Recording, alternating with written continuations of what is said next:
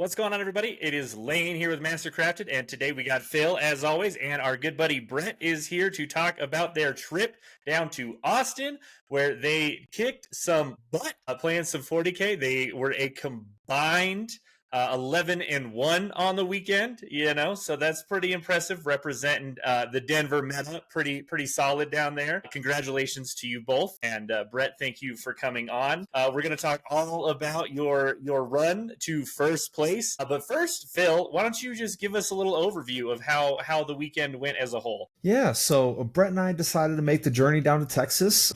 We chose an interesting weekend for it because it was probably 95 with a feeling of over 100. So we were definitely battling the elements to get down there from Colorado. Brett and I decided a couple months ago that we wanted to play at a little bit of a bigger tournament outside the normal area. And we coordinated some travel and flew down there together. And it was the perfect decision. You know, we supported each other all the time. We practiced. We had list reviews that we did, layout reviews. We did all this stuff so that when we got down there, we were as prepared as possible to play some 40K. We knew, the Texas meta is extremely competitive. You have some incredible players down there that represent on the US stage, that represent for Team USA and some pretty big teams just in general. And we also knew that there's going to be a lot of the new detachments out there. It's going to be a lot of T-Suns, a lot of Death Guard, Blood Angels were going to be in force. So we were going to have to be on our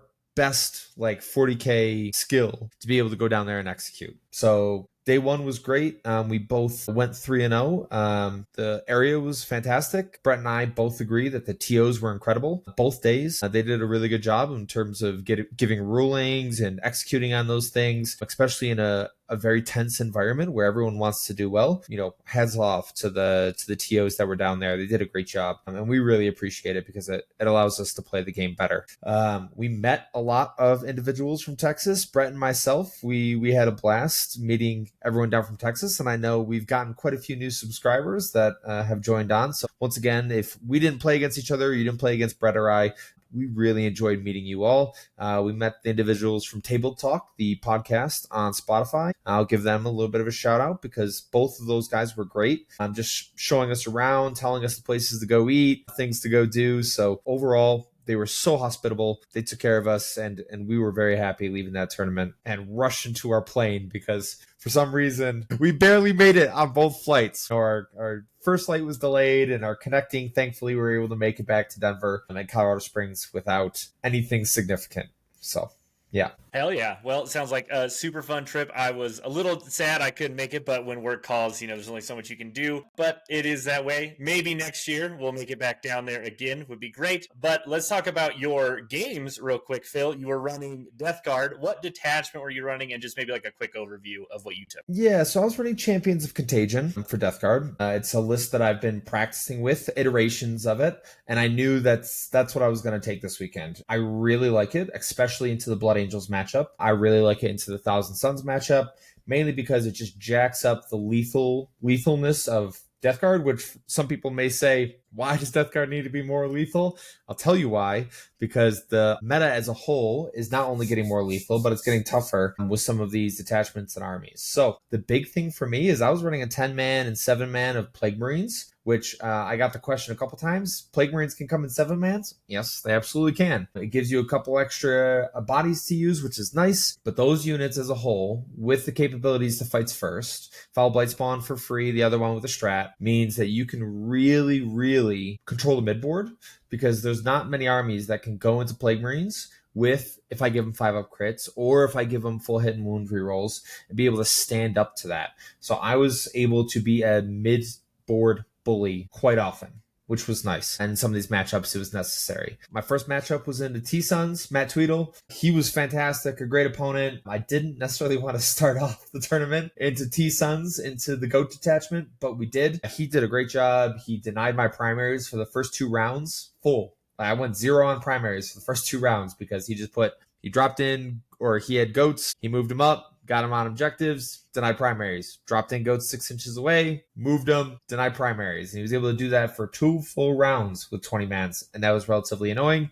And I did work very hard to break out of it. And as the game went on, I was able to claw that advantage back, which was huge. Next, I went into Nick Toomey Dutes. He and I have an interesting relationship because he and I played at LVO. And the last time we played, we were both 4-0, and he gave me my first loss to LVO my first year.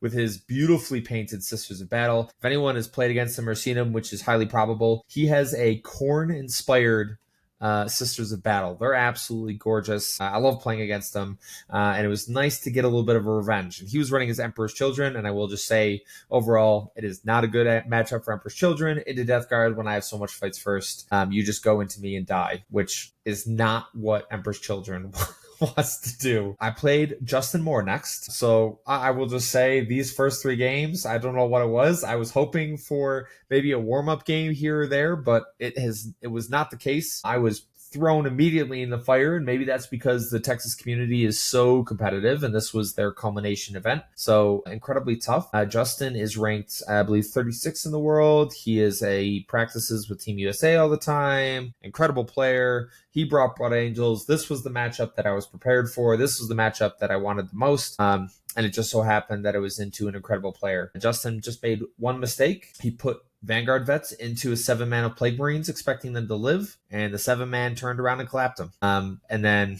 it was just downhill from there because he overexposed a few things because he had an expectation that they would live a little bit longer. And with Death Shroud Terminators and Plague Marines, everything pretty much died. And it's, I will say, not a good matchup for Champions of Contagion, specifically into Blood Angels. Now, Virulent Victorium, totally different story. Justin and I both agree. Blood Angels unfortunately mopped that up probably. Next game was Black Templars. And this was a surprise because Black Templars are definitely one of those armies that is not necessarily doing great in the meta right now. But Matt Ali was running them. He was running big bricks of Sword Brethren. He was running Hellbricked. He was running all the cool characters, a big squad of Terminators, like just and 2 Land Raiders. He just was like, I'm gonna shove this stat check in your face, and either you can deal with all of these and you cannot. That was an incredibly close game, and for some reason, all of my games were incredibly close, points-wise, and it was just a stat check. Thankfully, Death Shroud Terminators are very solid, especially flat 2 and 3 damage with the amount of attacks they have. Going into Sword Brethren, I was able to pick up a Land Raider on, it was either turn 1 or turn 2 because he shoved those forward, and I was also able to kill the Land Raider and pretty much everything inside besides Hellbricked with a combination of a Death Shroud Terminator squad and a little bit of Blight Launcher shooting. I went to Will Davis next. He was running Tau, Monka, and Matt and John I've played into enough times that I knew this was going to be an incredibly tough matchup with Death Guard. I did not expect to see Tau. I thought they would be one of the fewer RAND detachments, and I wouldn't see them later in the day. But Will's an incredible pilot with them, and we've talked about stat checks before. He was running triple Skyray, a couple Devilfishes, 2 big Crisis Suit bricks, and then when you have Assault on all your guns, first 3 turns, and you also have lethal hits first 3 turns, I had to be very, very careful in terms of exposing everything. So I was giving up points for the first 3 turns, and then I did my push at the end of 3. I was able to claw it back to 6 points, but my opponent Will was exceptional, and he was able to push the differential enough that even though I had bottom of 5, I got a huge final bottom of 5 turn, I was not able to claw it back. My final opponent, John Garza, he was running Custodes. John, that was his first tournament running anything. That it was like his 3rd or 4th game of 40K. So he was ecstatic to be there. He was 4-1 at the time. He was running Folger Piles' list, the list that I just ran at Teams. So he and I had some nice long conversations about Custodes and where they're at, and talked them through that whole detachment. So that was a great game. Unfortunately, once again, it is not a good matchup for Custodes because I can stop your advancing charge with the Foul Blight Spawn. I have fights first with these big bricks, which means you won't trade well into me, which is not what Custodes need to do. Custodes need to trade with Warden bricks multiple times well. But if you go into me and I kill you, and the only option then you have is to fight on death, that can be incredibly tough for them specifically. So that game turned out incredibly well. It was good to see Custodes from the other position of me having to deal with Warden bricks because they're still incredibly tough. Yeah, those were my 6 games. I had a blast with every single one of my opponents. It was a great weekend of 40K, and I really appreciate the individuals down in Texas, putting this on. So, yeah, it was good. Yeah, that's awesome. That was a great speed at your tournament. And real quick, I mean, I think that just speaks. We've seen a lot of people be like, oh, yeah, custodes just don't cut it anymore. But we feel like they're still strong. And I feel like somebody running their first tournament with Lions and going 4-1, and I guess I assume ended up 4-2. Correct. Ended up 4-2 at their very first tournament, just running Lions of the Emperor. I feel like that means they're pretty strong.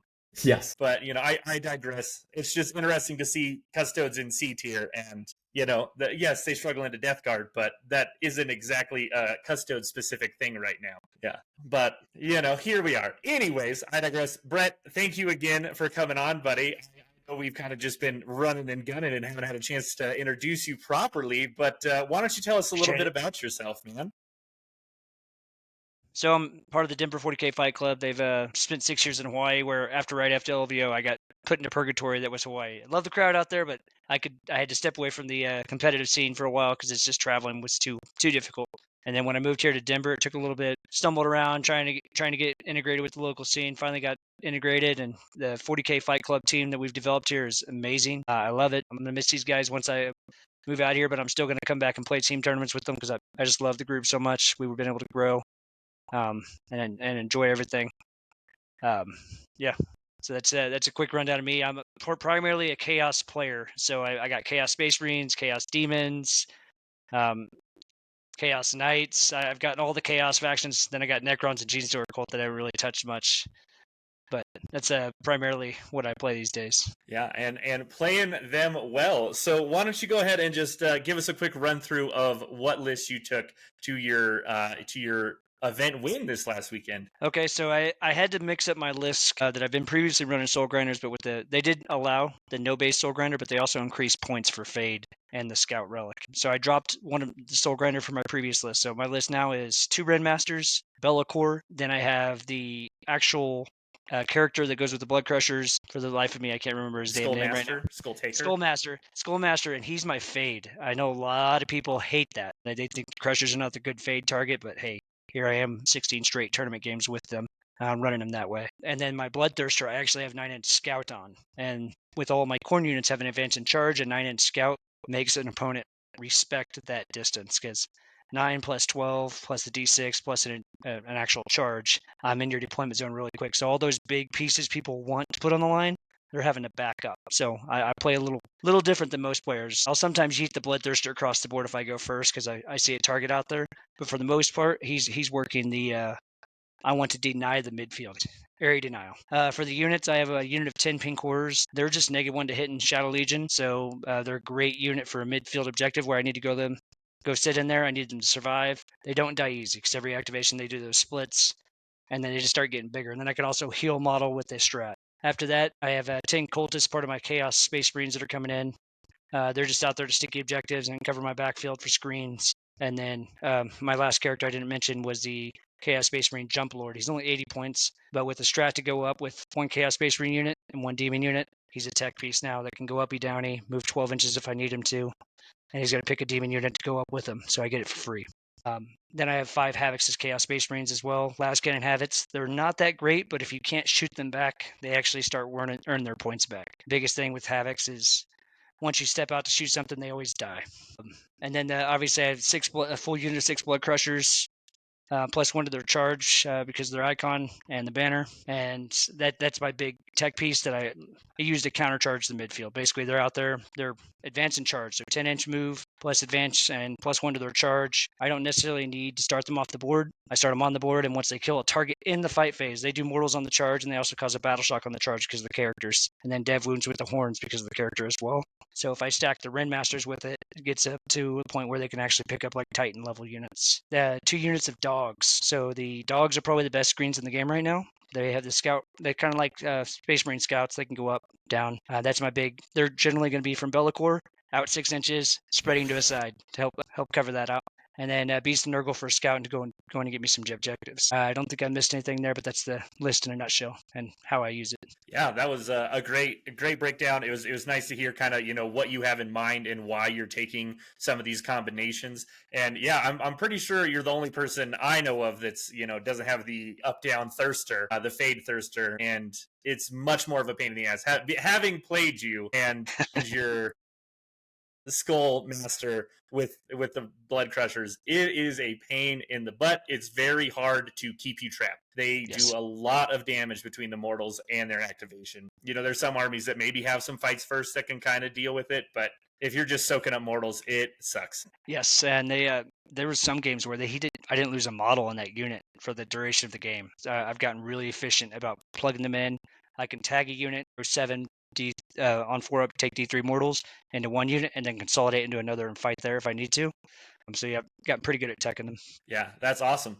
All right, well, let's go ahead and do just kind of a quick run through, same as Phil did, talk about some of your games, and then especially these last couple, we'll talk a little bit more in depth, and kind of see how your event went. Okay, well, I started off, we had Hidden Supplies round 1, where that's easy to contest. I drew Dark Angels with Lion, so that was not ideal. A couple of Deathwing Terminators stacked up in the center behind a ruin.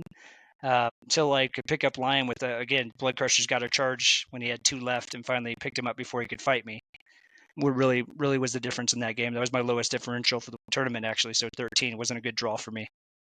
Round 2, I drew Chaos Space Marines. I'm a Chaos Space Marine player, so I'm very comfortable. This one was pack-bound, though, and they had, of course, they had Vastor with all the different new tools. The clutch in this game was my Bloodthirster actually scouted out, moved 12, advanced 5, and then got a charge into 10 possessed. And he dark packed back when he had 2 models left and killed one of them, and then my fight phase, I actually finished him off with the fight phase mortals. And then when he spent a Mauler Fiend and Vastor into me, I was able to interrupt and kill Vastor early in the game, which proved to be the difference. Round 3, I drew into Stephen Weeks' Imperial Knights, but this is a Purge, playing the Purge mission. I am very good with Shadow Legion in the Purge mission. It's pretty much a losing affair, especially in the Knights, because I just trade so well. The Blood Crushers alone picked up 4 Knights in that game. Yeah, they're very, very good at picking up Knights, because there's not enough to pick them up with the Mortal Wounds, so then I just stack, and with the Land Strat, really picks them up. Day 2 started getting a little harder. I started getting into these 1K stuns we were worried about. I actually faced Ryan in round 4, which is the guy from Table Talk that we mentioned. He was a really good guy. Really great opponent. He had Grand Coven, so just had to trade there. His go turn bounced, and mine didn't. So I think that was the difference in the match, and I was able to clean up and win that one. And then round 5 was probably my toughest matchup, just because the way the warp held detachment works. On turn 1, I went first in this matchup, and he was able to jail me with a 20. Just like you got jailed, Phil, in your game. But he only had 20, 1 unit of 20. And how he set it up, he actually had a character stretch back to the center. So when he was going to die, he was going to take the center objective, which was crucial still, because I'm going first. But I battle shocked him on the charge because of that battle shock rule with the character there. I got really lucky there, and I was able to pick him up and then move forward. And then I guess the Belcore pushed to the center and was able to. I multi-charged. I kill screens really well with my army, especially if I'm picking with the Ren Masters to elevate damage. And then Belcore was able to consolidate and pick up a beast, and then it just went downhill from there. And then finally, round 6, walking in, and I'm playing Warhorde Orcs. A lot of Beastmasters and different stuff to deal with my characters. Even the kill rigs. He had 2 kill rigs, which give the +1 strength. And also they have the Flamer Las Cannon, so he doesn't need to hit, which actually was a little thing to kind of deal with. Big key in this game was, again, Blood Crushers were able to go up and come back down. I tried to burn an objective with Pink Horrors on turn 2 because I was able to go there. I went first in Scorched Earth, so I had to go do something. I burned his near side objective. I put dogs in the way with the charge. Blood Crushers killed another unit, but when he came to countercharge, I actually rapid ingressed and countercharged with Blood Crushers and picked up his Beast Snagaboys, which was pretty much the beginning of the end for him. Again, the Blood Crushers just absolutely carried me through this event. Yeah, that is quite the combo. I'm curious to see how many people, maybe start picking this up and start teching the Brett tech, dude. I think trendsetter over here. Phil, Brett, any questions about those games, Yeah, I'm curious, Brett. Why do you think people don't like Blood Crushers? Because we were on WCC layouts for this tournament, for those that aren't aware. So they are more densely packed. Those Crushers don't have the capabilities to go through walls. What do you think is the difference for people. Why do they select the Bloodthirster over a unit like Crushers, which technically with Lance and +1 damage and advanced charge, why do you think they're not selected as often for people? And why do you think people, move towards a Bloodthirster with that relic? So I think they see the Bloodthirsters and the amount of damage you can do. The problem with my Bloodthirster is he bounces more times than not, and if you bounce with Fade, you're going to die. And for the WTC terrain, it's harder to move around a monstrous creature on WTC than I think the Blood Crushers. And I maximize Bellacor's 18-inch aura. So I can sit there and stage just out of your firing range. And once you go to midfield, I'm going to send Blood Crushers out to trade. Well, they're not going to trade. They're going to pick you up. You're not going to get an interaction back. And I'm going to rinse and repeat until you run out of models that are going to score. So I just really maximize. Like my entire army on turn 1 is within range of Bellacore. My entire army almost entirely, just about up till turn 3, is when I finally transition to, like, you can finally shoot me, where I have units in a position to get shot. It's probably very frustrating for some of those shooting armies out there. I faced a lot of combat armies this time, but then once they go to the center, I just trade a lot better. I think the threat range combined with the advance in charge, +1 to charge, I can sit behind those ruins, come out, and then I'm going to rapid ingress out of threat range, move 10 plus D6, +1 on my charge, and I'm going to go pick up another unit. Yeah, I mean, that seems sounds totally about right. fair. Yeah, no notes, Obviously, it works. I'm sold. All right. Whenever I pick up demons, I'm stealing your list, Brett. Sorry, it's just what I'm gonna do. I mean, they actually told me at this event, someone was like, "Oh, you're the guy with the Fade Crushers, dude." My buddy was talking major crap on your list, but he's like 1 and 2 right now, so I don't know if he's. It's just good that for some reason across the Chaos Demons just group of people, like, they don't like the Crushers. I think it fixes their problem because the Crushers were always good. They just always died after they did what they did. Yeah, I totally agree. I think, what are you gaining by having it on your Bloodthirster versus these Blood Crushers? I mean, doing the scout on the Bloodthirster, you have so much early pressure now, so much threat range that people just have to be worried about it. And then having your Blood Crushers, there isn't a screen in the game that they cannot kill between mortals and, just their regular attacks. I mean, they're definitely going to fade. In the game we played, I think you were able to plink off a couple Bulgrin, but basically the Blood Crushers picked up 4 Bulgrin and a unit of Guardsmen that I heroicked, all just between mortals and attacks, and a +1 damage from a Ren Master, I guess, pointing at them. But still, like, they can chunk through a lot of stuff, and there is no world where a Bloodthirster does not get bogged down from that same situation. Absolutely. It's just the volume of attacks, and then with 2 Red Masters, it just gets, even those horn attacks, there's 28 horn attacks coming at you. And if I'm within range of the Bloodthirster, they're hitting on 3s. Lance all the time, strength 6. Well, Lance when I'm charging still, but strength 6 base. If I buff them up, they're strength 8 with Lance. And they get the additional AP too. So there was several times this weekend that I had AP4 or AP5. Bananas. Yeah. Yes. All right. Were there any matchups that you were not looking forward to, like that you really didn't want to have going into this tournament? Yeah, I'd say that Dark Angels list. I think that way that the terrain was set up, he had a giant piece of terrain sitting there in the center, and literally behind this terrain piece, he had Azrael with a squad, Deathwing Knight with a squad, like an entire six-man Deathwing, and then the Lion right there, all just waiting for me to move to the center, and they could all launch out from there. And that army I struggle into because I need to be able to trade, and if he can, Dark Angels can countercharge or heroically intervene, and then they get at the end of the phase, you cannot react or heroic intervene. That's one into the charge phase. Then they get to go do that, and that's ones I can't really deal with that well. Yeah, that does seem like a tough one, but obviously Wrath of the Rock wasn't enough to bring you down from the start. But that was as close as it got for you. You said 13 was your smallest differential, and that was round 1. So I had 13, then 14 on CSM, 17 on Imperial Knights, 15 on 1K Suns Grand Coven, 16 on 1K Suns Warp Meld, and 18 against Orcs. Wow. Yeah, all still pretty close games, though. No blowouts of any kind.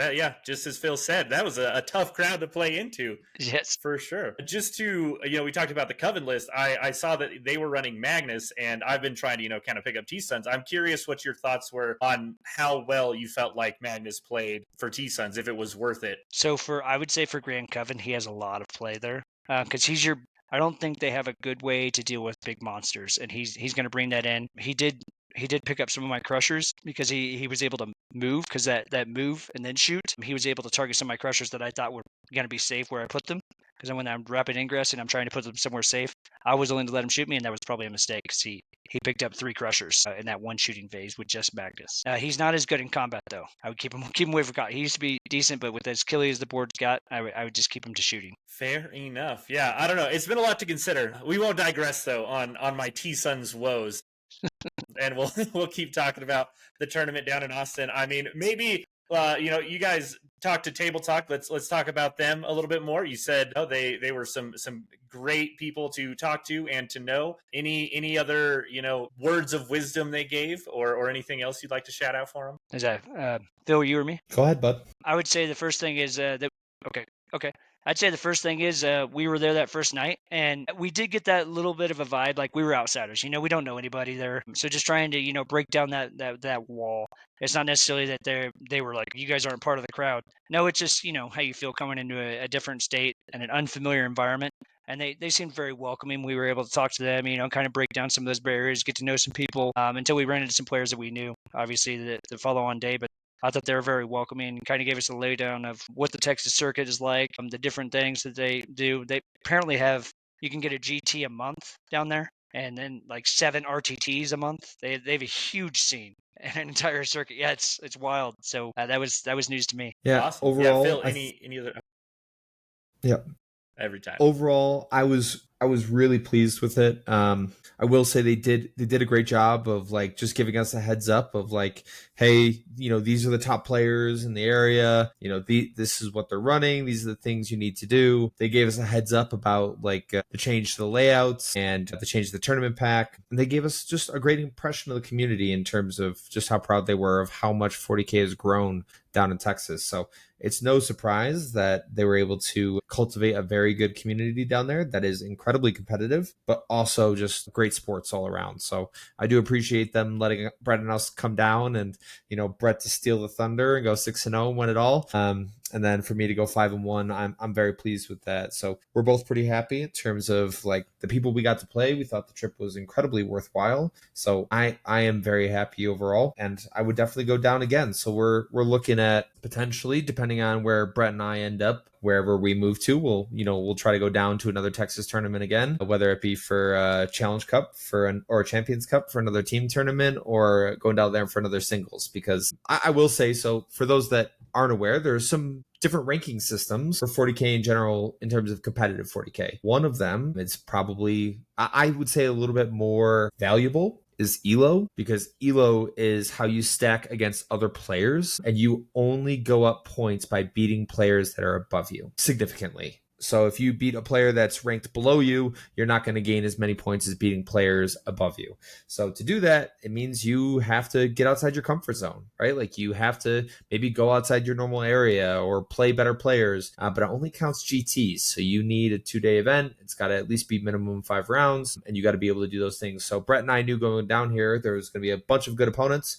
and we would have the opportunity to increase our ELO, and we both did. I think, Brett, you jumped like 200 points with this weekend, which was incredible. I jumped almost a full 1,000 with the wins that I got and the players that I played into, because that's the way 40K works in terms of ELO. And it is a good baseline for understanding how good a player is. It is not the end all be all, because not everyone can go to GTs and do those things, and they can still be fantastic players. So do not put all your eggs in that basket. But for Brett, myself, the 40K Fight Club dudes, we do care about it, because it is how we like show that we're improving, and that's what we care about. And I will shout out the 40K Fight Club dudes. They were rooting us on from Denver, as well as Lane and Ryan and all the guys from the community. And honestly, that was great to see every time I pulled up on my phone and they saw the results of the round and they were hitting us up. So that was huge for a long tournament weekend. So I'll say something about that too. Like I know Chaos very well. These other armies, obviously, like, hey, I'm playing Warhorde, for example. I reached out to a buddy in Japan there and helped me out. I was like, hey, what do they do? Or just give me a quick down and dirty. What do I need to be worried about? And he's like, oh, they do this, this, and this. You just got to watch out for that stuff, and you'll be fine. You got this. They were checking on us the whole way, and really that reach back for like what an army does. So I did appreciate the continuous support we got from them. And then I do, if you guys don't mind, I owe a quick shout out The John Cook ran the event down there, and I reached out to him early because I'm asking, if you're the TO for an event, I'm going to ask you questions because I prefer to kill any ambiguity before I get there. And if I have list questions or terrain questions, rules questions, I like to make sure it's flat before I get there. And then also, as we were leaving, we did leave late. I actually handed him off my display board. I was like, hey man, I'm not going to be able to check this. You can just have it. He was like, no, let me ship it to you. So he's going to ship both the display board back to me and my prize support for first to me this week. So that's really, really cool, above and beyond, in my opinion. Yeah, that is awesome. Well done, Tio. I don't know. That golden ticket is probably going to weigh a lot. It's going to cost a fortune in shipping. So, just be ready for that bill to hit you. But yeah, that is really great. Love to hear that. And it just, the support as a whole from that community sounds just awesome. It's lovely to see other communities as well as our own that just really help their players and run good events. So glad to hear it. Yeah. Any final thoughts, Brett, before we take off here? Sorry, I was finding that mute. But no, guys, thanks for having me on. I appreciate you guys. I've subscribed to your channel too. I appreciate all the good content you guys are putting out. You guys are doing a great job. Hell yeah, man. We really appreciate that. All right. Well, thanks again for coming, everybody. It's always great to have you. Congrats again to our two 40K Fight Club bros and their trip down to Texas and killing it. Do not forget to like and subscribe. And do not forget that victory isn't given. It's forged, and it's forged right here on Mastercrafted. We'll see y'all next time.